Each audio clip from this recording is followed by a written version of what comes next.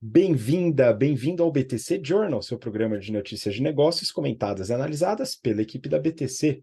Meu nome é Gustavo Habib, eu sou instrutor de comunicação e negociação, e no episódio de hoje, dia 27 de outubro de 2023, falaremos sobre estratégia da Barnes Noble e o mercado de livrarias nos Estados Unidos, e algumas lições aqui para o Brasil. Também vamos falar sobre estratégia da Ambev e competição, possível fusão Marfrig-BRF e também estratégia do Itaú, com uma entrevista com o seu presidente. Por fim, a gente vai fazer uma pequena discussão, a discussão do BTC Journal, abordando o uso de tecnologia e excessos, né? A gente vai falar um pouquinho, contextualizar com uma notícia. E para me ajudar aqui nas análises e na discussão, estou com o nosso instrutor de estratégia e negociação, Yuri Salomone. Yuri, muito obrigado de novo pela participação aqui no Journal. Olá, Habib, olá, ouvintes, telespectadores, sejam todos bem-vindos. Bom dia, boa tarde, boa noite, seja lá o momento que você está escutando esse podcast aqui. Habib, mais uma semana, um prazer estar aqui com vocês. Queria mandar um abraço especial para a turma do GBP, que eu comecei a ministrar estratégia semana passada, tivemos boas discussões essa semana. Vamos falar das forças de Porter, aí, a teoria clássica da estratégia empresarial, que parte dela eu vou comentar hoje aqui em uma das notícias, para a gente ver um pouco da aplicabilidade do que a gente pode oferecer com conhecimento. Habib, vamos lá. Pois é, Yuri, forças de Porter, a gente fala sobre portfólio, que eu vou comentar na primeira notícia.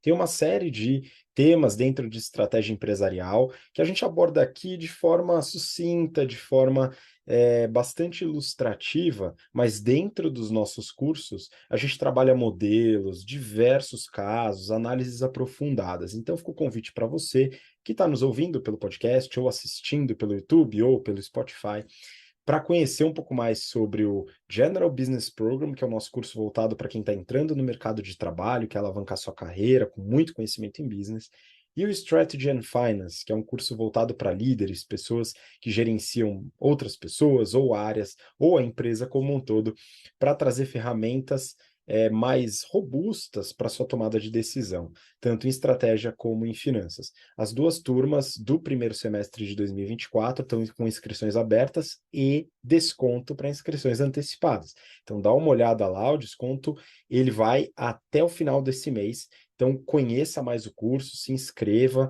né, para a gente poder ter esse momento de muito conhecimento no ano que vem. Tá? O link está aqui na descrição do episódio. Bom, vamos lá, Yuri, começar então. Eu queria colocar essa primeira notícia, estratégia e finanças, né, como sendo o tema. Brasil Journal. Como a Barnes Noble está dando a volta por cima. Essa daqui eu quis comentar, sei que você também se aprofundou, depois eu vou querer alguns comentários seus, hein, Yuri? Mas é o seguinte, enquanto por aqui, no Brasil, vemos a falência, de fato, da Saraiva, a saída da Livraria Cultura do Conjunto Nacional e uma tentativa de estabelecimento de novas redes, a clássica Barnes Noble, que é a maior rede de livrarias do mundo, está expandindo de novo, depois de uma redução nos últimos anos. Só esse ano, a empresa pretende abrir 30 novas livrarias nos Estados Unidos. E segundo a reportagem, isso se deve ao CEO, James Daunt. Ele fundou uma pequena rede, né? Ele vem da Grã-Bretanha, fundou uma pequena rede de livrarias em Londres, a Daunt Books. E qual que foi a aposta dele? Voltar ao comércio tradicional, né? Tema que a gente vai retomar na discussão da última notícia aqui. A aposta dele é no aconchego e na curadoria de pequenas livrarias de bairro, como a sua própria rede. Em sua estratégia, a experiência intimista da loja, com títulos sugeridos pelos próprios fregueses, não impostos pelas editoras, né, que é algo que acontece bastante, mas através de sugestões e dicas de vendedores e um bom papo, são diferenciais hoje, assim como eram diferenciais no passado. Se vale a experiência pessoal, né, eu já comentei aqui que eu alugo DVD até hoje, né? Eu sei que isso é estranho para muita gente, mas tem um pouco a ver com isso, né? Na locadora, uma das pouquíssimas em São Paulo ainda remanescentes, o dono sabe tudo sobre filmes. ele sabe sobre os diretores, ele dá uma série de sugestões, desde filmes hollywoodianos, né, até os mais raros filmes asiáticos. E o mercado de discos de vinil está crescendo também nesses mesmos moldes, né? Então não é só algo vintage. Tem a ver com experiência de loja. Isso a gente trabalha nas aulas de marketing, quando a gente fala sobre o tema de praça, os canais de marketing. A experiência de loja é um tema bastante relevante aqui, além do atendimento. Claro, o espaço ele não é mais tão grande como era no passado, né? Antes da internet, da digitalização de todo o conteúdo, mas ainda existe. E a Barnes Noble, ela pretende dominar esse espaço. São 600 lojas em que ele está desenvolvendo essa experiência na estratégia de praça. E os frutos começam a surgir. 2022, o primeiro em 14 anos que a rede cresceu ao invés de reduzir. No ano passado, a empresa abriu 16 lojas e investiu em melhorias em outras 90 já existentes. Claro, ainda falta muito para voltar às quase 730 lojas que eles tinham em 2008. Sendo o único player relevante no mercado, eu não diria que volta, tá? Mas dá para crescer um pouco mais. E o melhor, essa estratégia já foi implementada antes e com sucesso. Daunt liderou a estratégia na Waterstones, que era outra cadeia de livrarias, que estava perto de quebrar. Ele assumiu a gestão e transformou a experiência de 300 lojas da rede, conseguiu fazer toda a rede voltar a dar lucro. Assim que ele assumiu a Barnes Noble, ele já tirou da prateleira outros produtos, e aqui a gente fala de estratégia de portfólio. Ele tirou caneca, calendários, brinquedos, numa estratégia de corte. E aqui, muitas vezes, os nossos alunos, né, dentro do GBP, ou do Strategy and Finance, ficam em dúvida, né? Poxa, por que que eu vou cortar portfólio, né? Será que faz sentido? Porque é mais opção, a gente consegue empurrar um produto, etc. Pois é, só que quando a gente traz o foco no core business, que é algo que o Yuri trabalha bastante nas aulas de estratégia, a gente consegue trazer priorização tanto para a experiência de loja como para o portfólio de produtos.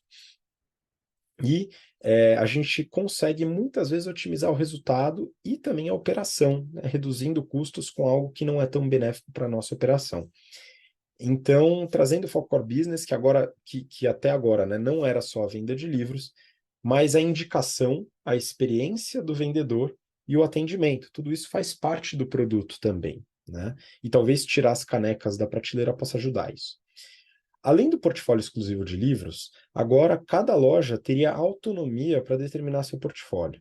Se o público daquela região fosse fã de ficção científica, por exemplo, é isso que vai ficar nas prateleiras principais, e não aquele monte de livro de autoajuda que você provavelmente via em boa parte das livrarias aqui do Brasil. O que acontece? Né? Algumas livrarias, elas acabam cedendo espaço nas prateleiras para editoras que pagam para estar nessas prateleiras.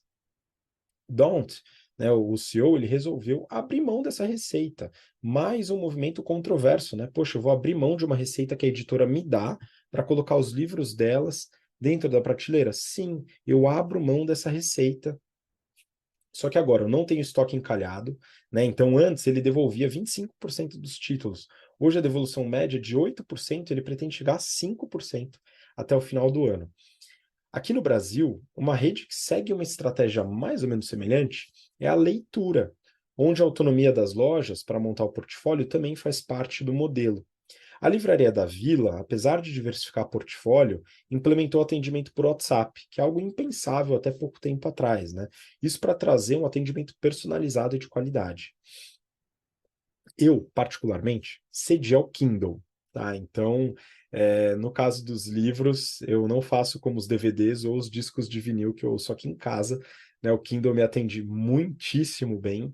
Eu sou viciado em livros e o fato de ter um Kindle com, sei lá, centenas de livros à disposição ali, que eu posso ler sem precisar carregar quilos e quilos de papel, me ajuda bastante. Então, raramente compro livros físicos. Mas como apreciador dos DVDs, Blu-rays e disco de vinil, eu acho que também deve ter seu espaço o livro físico. Vamos acompanhar a estratégia da Barnes Noble e também das livrarias aqui no Brasil e verificar se realmente há vida após Saraiva e Cultura. Eu acredito realmente que tem vida. Agora eu queria que o Yuri complementasse, Yuri, porque tem um ponto relacionado, acho que, à inteligência artificial, que vale a pena a gente comentar. É isso, Habib. A gente preparou a pauta, né? Eu analisei as notícias, a gente acaba um olhando a notícia do outro. Eu parei para pensar e refletir sobre a gente tem tanta inteligência artificial, tantos algoritmos, tantos dados. O que levou essa empresa a deixar de usar isso ou não usar de maneira adequada e deixar a decisão, a definição na mão do colaborador? Então, eu vou dividir a história em dois. Primeiro eles têm dados e não souberam utilizar, é uma oportunidade, é uma premissa. Eles utilizaram e não deu certo, estratégia sem execução correta pode dar errado, mesmo que a estratégia definida esteja correta. Então, tem a expectativa, a premissa e a realidade, né? Prática e teoria, que é um pouco do que a gente busca aqui no GBP. A gente mostra a teoria e põe na prática, mostra aos alunos, às pessoas do Incompany, como usar aquela teoria, para que serve, quais são as oportunidades, as falhas, qual que a gente usa em conjunto, enfim. Esse é o primeiro bloco de ações que não necessariamente eu tenho resposta. E o segundo é algo que, apesar da tecnologia, a gente tem a antropologia. Lidamos com seres humanos. E temos aqui a questão do pertencimento, na minha opinião, Habib, que é as pessoas fazerem parte daquilo e tomarem uma decisão e serem responsáveis por aquela decisão. Um vendedor, ele ganha comissão, muito provavelmente. Se ele colocar um livro que não vende, ele também está perdendo. Se chega alguém lá do BI e coloca um livro e não vende, ele fala: esse pessoal do BI não entende nada. O pessoal não está nem preocupado com a minha meta. On the other hand, né, por outro lado, se ele coloca o livro e vende, ele faz parte integrante. Ele se entende como parte integrante responsável. É inserido na tomada de decisão. Se ele coloca e não, se o vendedor coloca e não vende, ele não tem quem criticar, Habib.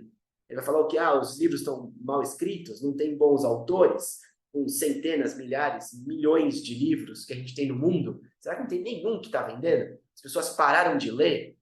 Aonde que está a oportunidade? Enfim, temos muitas perguntas aqui, que óbvio a resposta não é fácil, mas o pertencimento ajuda a gente a gerir pessoas.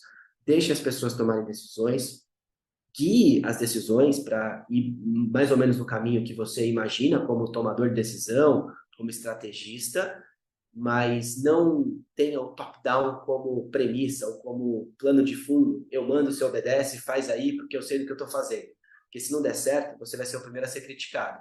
Se você colocar as pessoas juntas, elas têm o pertencimento junto a você, a crítica tende a ser menor e a solução talvez ser benéfica, tal qual esta que você apresentou, Rabino. Excelente intervenção. Eu ainda acredito que há alguns aspectos humanos e sociais que a inteligência artificial ainda não tem inteligência suficiente para moldar, né? Não sei se isso vai chegar rápido, se isso nunca vai chegar, mas ainda tem alguns aspectos humanos muito importantes. Por isso que a gente dá muita importância para soft skills, né? Que ainda são altamente relevantes dentro do mercado de trabalho e das tomadas de decisão. Muito bom. Bom, vamos seguir para a próxima, que eu vou pedir para o Yuri me dar uma ajuda nessas análises aqui. Valor econômico. Ambev faz acordo com CAD sobre exclusividade.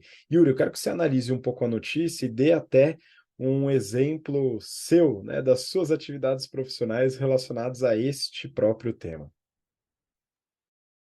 Beleza. Bom, primeiro, falando sobre a notícia propriamente dita, essa discussão já ocorre há um certo tempo. Para o mercado, tende a haver competitividade, é importante para o cliente.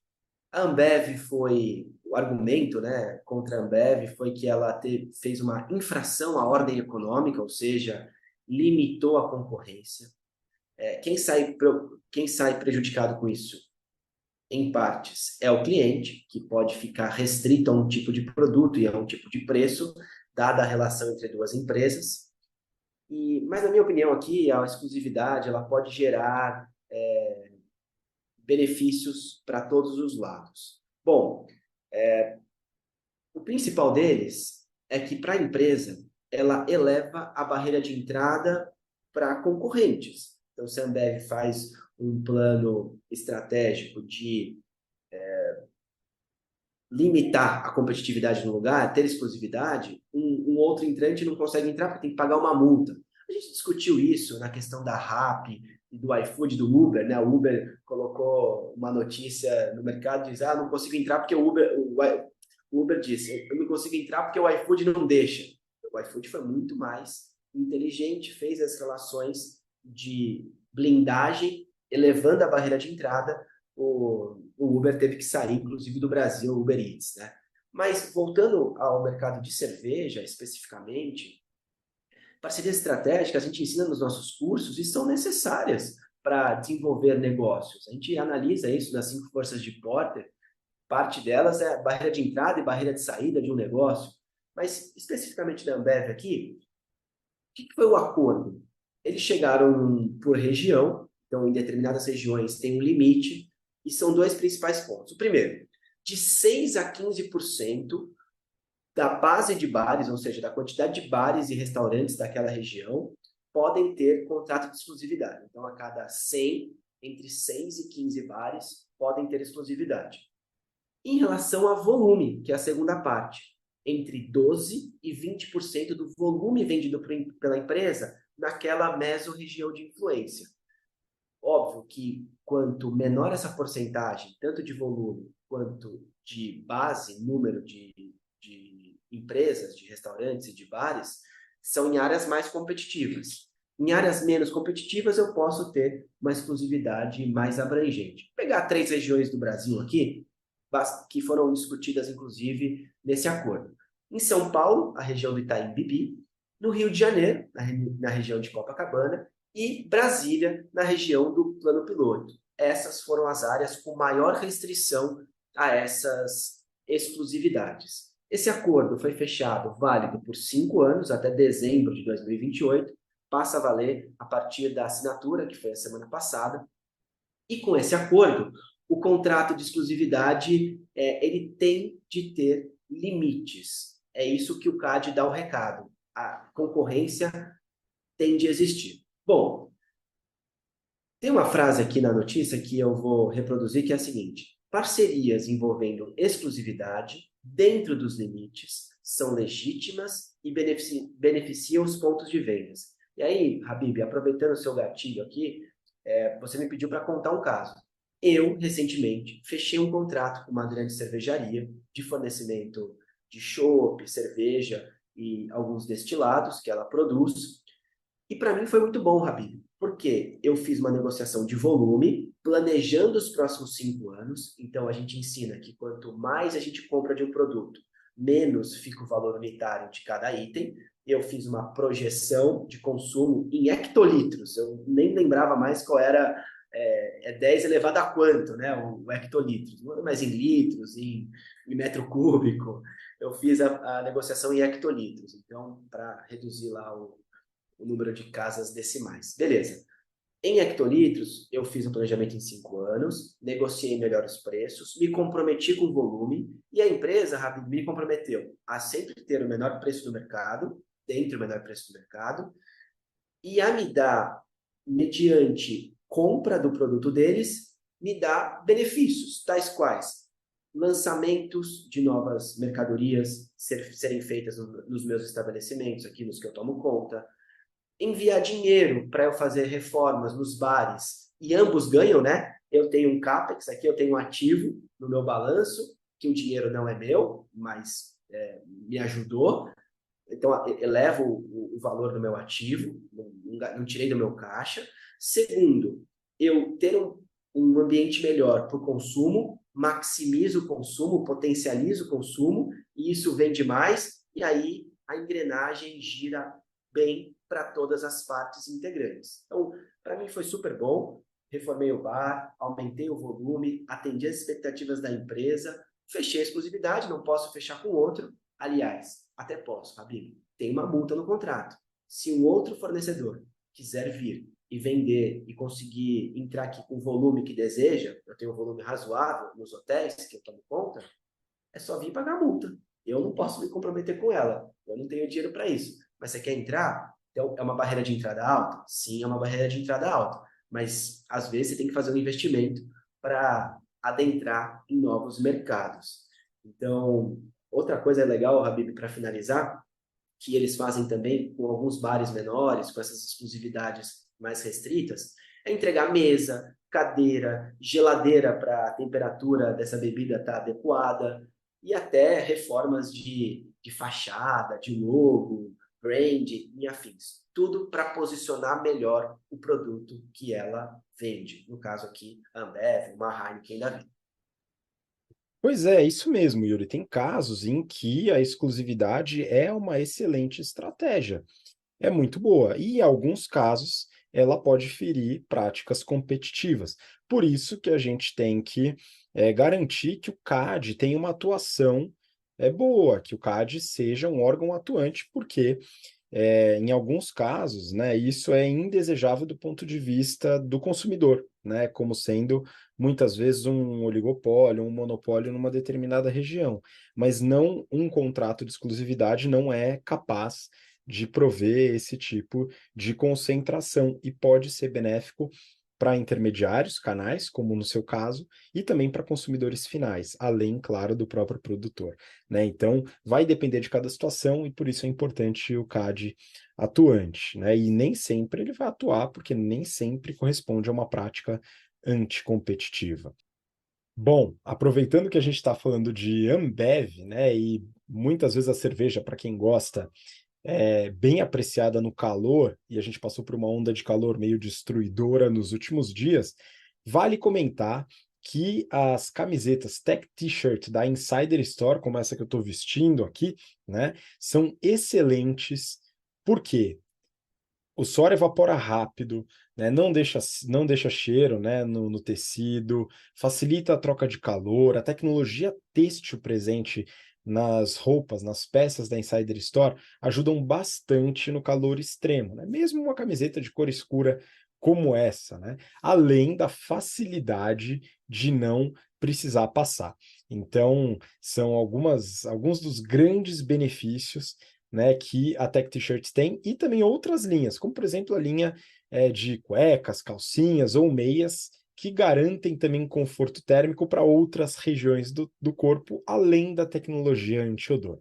Para você que está acompanhando nosso episódio, você tem 12% de desconto utilizando o cupom BTC12. O cupom está aqui na descrição, assim como o link para você acessar e realizar sua primeira compra, se você ainda não comprou, ou se você comprou já e certamente, assim como eu, é um usuário satisfeito das peças da Insider, realizar uma próxima compra ou até um presente. Boa, vamos para a próxima agora. A próxima notícia é um boato, né? Mas acho que vale a pena a gente comentar aqui. Neofeed, fusão Marfrig e BRF tem ingredientes, entre aspas, para acontecer, mas pode não ser uma boa. Esse é o título da notícia. De novo, né, o feed tentando fazer um trocadilho. Dessa vez eu acho que eles não foram muito bem sucedidos, mas está tudo bem. Eu queria que o Yuri comentasse também sobre essa possível fusão, né, elaborando um pouquinho sobre Marfrig e BRF. Vamos lá. Bom, a gente tem alguns movimentos recentes de mercado que nos chamam a atenção e nos dão indicativos da direção estratégica que essas empresas estão seguindo, Habib. A Marfrig, recentemente, ampliou a posição da BRF, comprou ações da BRF, alcançou 45% na operação. Há 3 meses atrás, essa posição era de 33,33%, um terço. Ela aumentou 50% a posição dela. É muita coisa. Para recordarmos, em 2019, houve um movimento tendendo a fusão entre Marfrig e BRF, beleza. Lá em 2019, esse acordo ele não se deu. O BTG recentemente divulgou um relatório, que é inclusive comentado nessa notícia, com algumas ações e motivos pelos quais isso não aconteceu. Basicamente, o acordo não se deu porque o controlador da Marfrig, na nova empresa, ficaria com uma participação muito baixa, ou seja, limitaria a influência e o poder do controlador da Marfrig. Hoje, o controlador da Marfrig tem 61,8% da Marfrig e nesta nova possível empresa, nesta fusão, ele teria algo em torno de 25%. Ele não teria o controle da nova empresa. E aí a gente tem uma questão aqui, de novo, antropológica. Eu tenho poder, eu mando a minha empresa, aí agora eu vou ter menos participação relativa numa empresa muito maior, eu posso ter muito mais dinheiro, mas eu não vou mandar, eu não vou dar ordens, eu não vou orientar a estratégia da empresa. Como que eu fico? Talvez por isso ele esteja posicionando, comprando opções aí na BRF. Bom, vale comentar aqui que no relatório, abre aspas, a Marfrig já tem influência indiscutível sobre a estratégia, sobre o conselho e sobre a equipe da BRF. E já consolida integralmente o balanço da BRF. Quem escreveu isso para a gente foi o Tiago Duarte e o Henrique Brustolin, ambos analistas do BTG, ao analisar, ambos analistas do BTG, neste relatório analisado pelo Neofeed. Bom, a Marfrig, ela vendeu a Minerva recentemente, a gente comentou aqui como é que foi o deal, 7,2 bilhões de reais, usou o capital recebido até agora só para aumentar a posição na BRF. Então, esse movimento ele é muito significativo, principalmente porque a Marfrig não desalavancou as suas operações. Os analistas dizem nesse relatório também que eles não vão se surpreender se todo o dinheiro que vai ser recebido da Minerva vão continuar usando aí para comprar posições na BRF. 7,2 bilhões de reais foi pago pela Minerva. 1,2 bilhão já foi recebido e a Minerva e a Marfrig usou para comprar a posição na BRF. Ainda tem 6 bilhões de reais na mesa. O que será que a Marfrig vai fazer neste momento? Vai usar todo o dinheiro de novo? Os analistas dizem que não vão se surpreender se isso acontecer. Eu falei aqui de alavancagem. No período anterior, um ano atrás, a alavancagem era de 2 vezes, dívida líquida sobre EBITDA. A atual alavancagem da Marfrig está em 3,5. E a gente chega nos covenants, né, nas garantias. É um risco a empresa passar de 3, dívida líquida sobre EBITDA. Dito isso, estimo aqui, enfim, que esses 6 bilhões que a Marfrig vai receber pela Minerva, provavelmente parte eles vão desalavancar. Mas por que não fizeram isso agora? Por que já compraram BRF? Será que tem algum momento, Habib? Eu não sei, eu não faço parte do conselho da Marfrig, eu acredito que você também não, você teria comentado comigo, a não ser que seja algo muito sigiloso, e a gente não sabe exatamente qual é a estratégia, mas muito provavelmente, com este volume de dinheiro e de pessoas absolutamente capacitadas, eles não vão agir erradamente, né? Eu espero.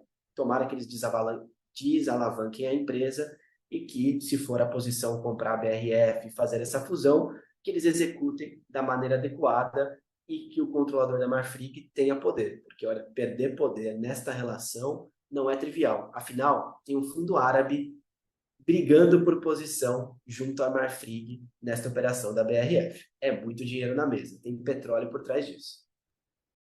Pois é, Yuri, eu desconfio que alguém ali dentro do conselho, do qual eu não faço parte, gosta muito de presunto e salsicha, a ponto de arranjar briga com o controlador da Marfrig para colocar ele nessa situação de possível perda de controle, né? Vamos ver o que está acontecendo, apesar de que ainda é só um boato, né? A gente ainda não está com nada confirmado, pelo menos não até o momento que estamos gravando, ok, pessoal? Então, nada sabemos sobre o futuro em relação a essa situação e a esse deal, ok? Bom, vamos seguir para a próxima notícia. Próxima notícia também do Neofeed. E o título é A Corrida de Bastão de Malurri à frente do Itaú. Eu analiso o Itaú de tempos em tempos, né? Eu gosto bastante de entender um pouco sobre o mercado bancário. O Itaú hoje é o maior representante, pelo menos o maior representante privado dentro do mercado bancário. E a reportagem ela é uma entrevista do Neofeed com o CEO do Itaú, Milton Malurri Filho. Eu vou fazer um breve resumo da entrevista que aborda a estratégia e mudança de cultura no maior banco privado do país. Mas antes disso, já dá para afirmar que a estratégia que ele implementou está funcionando. O lucro líquido do banco só cresce. No primeiro semestre desse ano, foi de 16,5 bilhões de reais com um B de bola, 13% acima do mesmo período do ano passado. Um dos pontos falados foi sobre mudança de cultura, muito visto pela implementação do sistema ágil na empresa inteira. Isso aconteceu, segundo o CEO, com a mudança do comitê executivo e também das lideranças, mostrando que é uma liderança através do exemplo, ou seja, trazendo o exemplo para dentro das lideranças nessa mudança de cultura, talvez tirando um pouco os caciques que atrapalhavam um pouco essa mudança. A implementação da metodologia ágil, ela envolve testes frequentes, muitos erros e integração de time. Além disso, tem um resultado mais interessante com diversidade. Então, isso se desdobrou no próprio processo seletivo, com várias ações voltadas para diversidade racial, diversidade de gênero e também de formação acadêmica. Sobre integração, uma ação que eu considero uma prática que mostra isso é a visão de portfólio de produtos do banco como sendo um grande conjunto. E caso um produto performe pior, por exemplo, o outro compensa e acaba incentivando a todos isso uma busca meio integrada, ao contrário de uma análise individual por produto ou por divisão, que é a prática mais comum nas empresas, né? Se um produto está indo mal, você não justifica a compensação do outro, né? Enfim, você tenta trabalhar aquele produto especificamente. Aqui é uma visão mais integrada, dada essa mudança de cultura.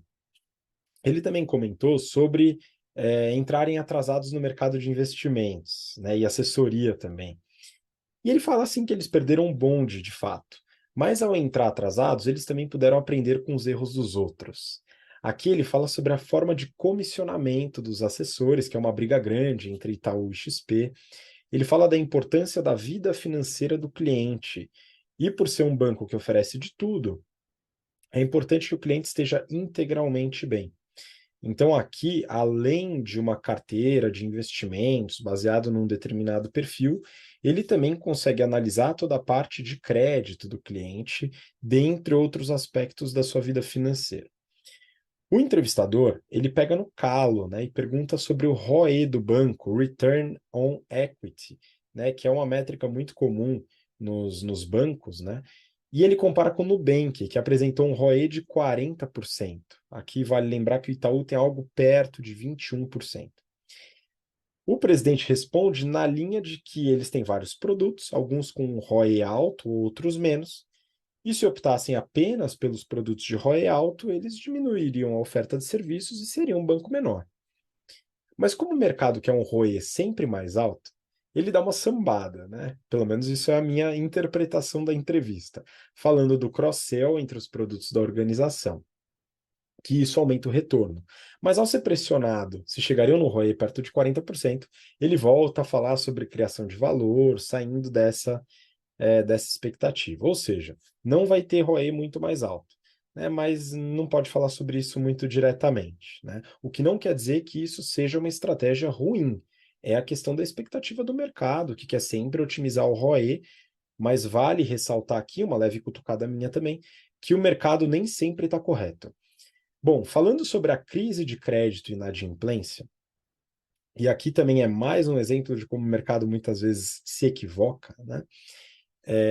Eles comentam sobre as americanas, né? Mas, no geral, ele fala que o grande problema é a alta alavancagem de algumas empresas, até das próprias americanas. Aqui vale uma nova cutucada, né?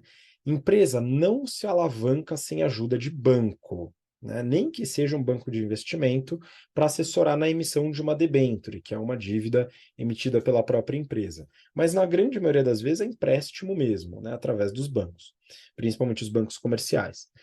Então, assim, se o problema é alavancagem, a raiz do problema é a concessão de crédito farto, né? Só que o presidente do Itaú não pode defender regulação do mercado de crédito, né? Então, a gente segue aqui. Aí tem alguns pontos que ele fala na entrevista sobre Banco Central, política fiscal, juros sobre capital próprio e a estratégia de internacionalização do banco.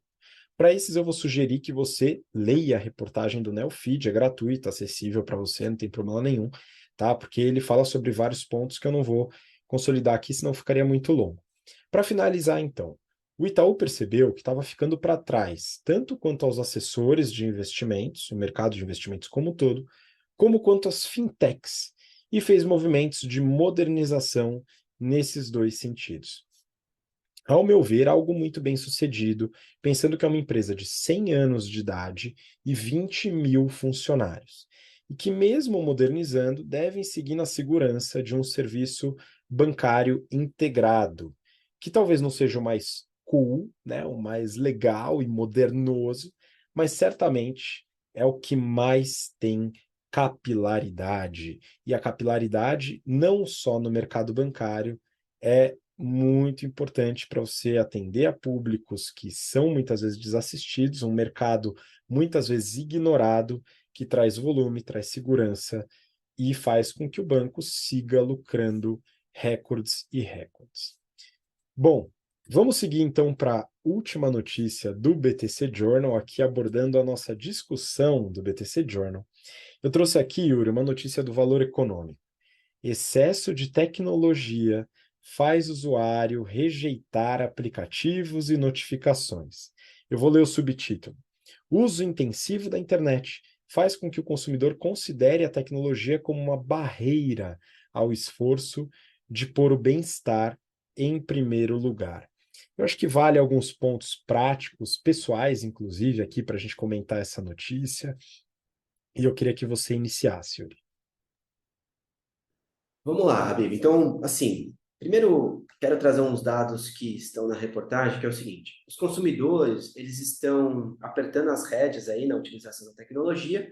Um terço está removendo notificações. Um a cada cinco, ou seja, 20%, impõe limites de tempos de utilização da tecnologia. E 25% está removendo completamente aplicativo dos dispositivos. Esse número, para mim, chamou bastante atenção e estou inserido em boa parte deles, Habib. A mudança de comportamento das pessoas também é avaliado na notícia. Então, casamento, por exemplo, 30% falava disso. Passou para 21% agora na recente pesquisa. Conclusão de faculdade, era 30% também que desejava terminar a faculdade. Caiu para 24%. E a saída da casa dos pais caiu de 23 para 17. Ou seja, o comportamento social tem mudado dado o uso da tecnologia. Mas falando especificamente da retirar a notificação, Habib, sempre me perguntam, Yuri, como você consegue fazer tanta coisa ao mesmo tempo? Você toma conta da empresa, você tem um cargo de liderança na hotelaria, você dá aula na BTC, dá treinamento em company.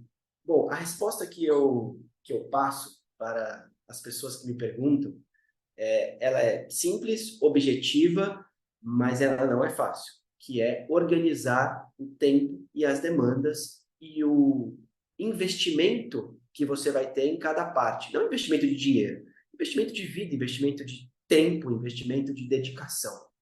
E aí, Habib, para eu me organizar particularmente, as notificações de redes sociais, desde o Face, passando pelo Instagram, TikTok, eu retirei todas do meu celular. Porque tudo que publicam, você entra num ciclo vicioso. Essa semana teve uma ação contra a Meta, a questão de saúde mental, vários estados dos Estados Unidos, né, várias cidades dos Estados Unidos entrando com um processo contra a Meta, falando de saúde mental, porque o negócio, rede social, te instiga a estar sempre atento, sempre respondendo. Onde está escrito que eu tenho que responder um WhatsApp em 10 segundos? Aonde está escrito que eu tenho que responder um e-mail em 2 horas? As regras têm que estar claras, você tem que organizar o seu dia. O que eu fiz aqui, Rabino, até dando um relato pessoal. Primeiro, limitei o meu prazo de responder e-mails. Eu tirei o aplicativo do e-mail do meu celular, eu deixei ele sem nada e montei uma agenda diária de segunda a segunda. Eu olho o e-mail 3 vezes por dia, de manhã, depois do almoço e antes de sair do trabalho, pensando aí das 9 às 6 no trabalho convencional, o e-mail do trabalho, respondo o que é importante, seleciono ações que eu vejo que tem um looping de e-mails de vai e volta, resposta, sim, obrigado, talvez, olha isso, veja, analise, e proponho reuniões em horários específicos que eu deixei os allotments, né, os espaços na minha agenda. E eu fiz isso para reuniões de trabalho, com e-mail, eu fiz isso para o WhatsApp. Então, eu respondo o WhatsApp em até 48 horas. A cada 48 horas da minha semana, Habib, eu tenho meia hora que eu vou entrar em todos os WhatsApps e responder. Nem que seja, olha, eu não consigo te atender agora. Tem até um caso aqui de uma colega nossa que me mandou uma mensagem e eu falei, eu não consigo te atender essa semana, eu consigo te atender na semana do dia 23, que foi segunda-feira agora. Ela me mandou uma mensagem e eu vou responder para ela, que é o seguinte, eu não consigo te responder essa semana, eu tenho que analisar o dado, eu tenho que estudar a proposta, me chama daqui 20 dias, e aí eu deixo na responsabilidade da pessoa, ela quer me vender um serviço, ela tem que ter interesse em me chamar, eu não vou me responsabilizar em dar um retorno. Então, e-mail, Instagram, rede social. E, para finalizar, o que eu tenho de acordo com as pessoas com as quais eu converso? Primeiro, a questão de silenciar quando não é prioridade. E segundo, se for emergência, me liga. Não adianta mandar um e-mail com aquele ponto de exclamação, olha, e-mail urgente, veja. Eu não vou ver, porque eu vou colocar isso na minha ordem do dia. É urgente? Me liga, porque assim eu vou te dar a atenção necessária. E aí eu posso estar fazendo o que for. Eu posso, inclusive, Habib, que é um acordo que eu tenho aqui, posso estar dando aula. Se alguém me ligou, eu peço licença e falo, estou dando aula. É urgente? A pessoa vai ter 30 segundos para me falar. Se ela me justificar que é urgente, eu me retiro da aula, eu, enfim, elejo a prioridade ali. Mas se não for urgente, eu muito rapidamente ligo para a pessoa, num outro momento, e explico, olha, para você me ligar, tem que ser urgente. Senão, eu vou deixar de fazer coisas importantes aqui que eu elegi como prioridade para minha vida. Então, esse excesso de notificação, excesso de tecnologia, de fato tem mudado e ter muita informação também é um problema. Saber eleger momentos, espaços na agenda e principalmente o que você vai dar prioridade na sua vida faz parte da maturidade pessoal e corporativa do ser humano, na minha opinião, Habib. Excelente. Acho que muito do que você falou e do que eu entendi com a notícia também está relacionado à distração, né? E também à multitarificidade. A tecnologia, o celular, principalmente, muito disponível na nossa mão o tempo inteiro, com notificação, etc., nos convida a executar várias tarefas ao mesmo tempo, o que já foi romantizado, e hoje a gente já sabe, através de diversos estudos e pesquisas voltados principalmente para a neurociência, mas também na psicologia, que a multitarificidade ela é, por definição, improdutiva, né? Por quê? Porque o nosso cérebro ele não é capaz de tomar atenção plena com mais de um objeto de atenção ao mesmo tempo. Então, quando ele entra em contato com mais de um objeto, ele troca de atenção e essa troca traz dispêndio de energia, traz problemas de tempo, né? E traz possibilidades de erros diversos, né? Então, aqui a gente está falando da tecnologia como sendo algo que traz algumas distrações para a gente. Talvez um pouco dessa pesquisa tenha um dedo meu aí, porque vários treinamentos para grandes empresas a gente aborda um pouco desse tema, né? Então talvez eu tenha contribuído aí com um pouco desse pico do pessoal que está tirando notificação e que tá trazendo um pouco mais de organização para a sua agenda, tá, pessoal? Então sinto muito aí pela minha eventual culpa nesse caso, mas um pouco da minha experiência pessoal, né? Eu tirei notificação de e-mail há alguns anos já. Eu venho trazendo essa boa prática para o meu dia a dia de trabalho já há alguns anos. E eu sempre vejo, Yuri, uma restrição, né, um impedimento de muitas áreas, principalmente as áreas que lidam com comercial, com cliente, né, de achar que tem que responder o e-mail na hora imediata, né? E isso não se mostra necessário na grande maioria das vezes, né?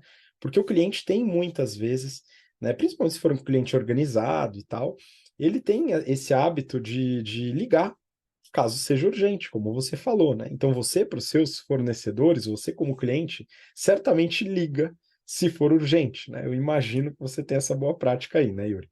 De qualquer maneira, né, então, além das notificações de e-mail, né, eu olho os e-mails de tempos em tempos, eu não demoro para responder, eu sou bastante ágil para responder e-mail, mas eu não deixo o e-mail me atrapalhar na minha tarefa que eu estou realizando. É esse o motivo de eliminar a notificação. A mesma coisa com o WhatsApp. Eu deixo notificação silenciosa para algumas poucas pessoas, seja da BTC, seja da minha família, etc., dentro do WhatsApp para ter aquela pequena interrupção e eu avaliar se eu devo interromper aquela minha atividade ou não. Então, são algumas boas práticas. Em relação a redes sociais, eu utilizo apenas o Instagram e o LinkedIn, né? O LinkedIn eu já eliminei o aplicativo do meu celular, só uso ele no desktop. E o Instagram é um aplicativo que eu coloquei um tempo determinado, são 10 minutos por dia. Eu cheguei no 10º minuto, o celular ele trava o uso do Instagram. Tem me atendido numa boa. Aqui só um pequeno parênteses, porque sai um pouco da discussão, a gente falou sobre isso antes de começar a gravar, né? Algumas pessoas talvez acreditem que é fundamental você ter uma marca própria, etc. E isso exigiria uma atuação maior nas redes sociais, o que traria também maiores distrações, mais notificações, você ficar respondendo mensagem, ficar criando conteúdo e etc. Eu digo que isso não é necessário. Para algumas áreas isso é bom, para outras isso é absolutamente desnecessário, né? Apesar da gente ter uma exposição pública através de podcast, etc., eu não faço uma marca pessoal, meu Instagram é fechado, não tenho nenhum tipo de previsão de estabelecer uma marca pessoal, não tenho também interesse nesse tipo de coisa. De qualquer forma, em relação ao uso de tecnologia, acho que uma grande dica genérica, né, que eu acho que vale a pena ser colocada, é o uso consciente da tecnologia.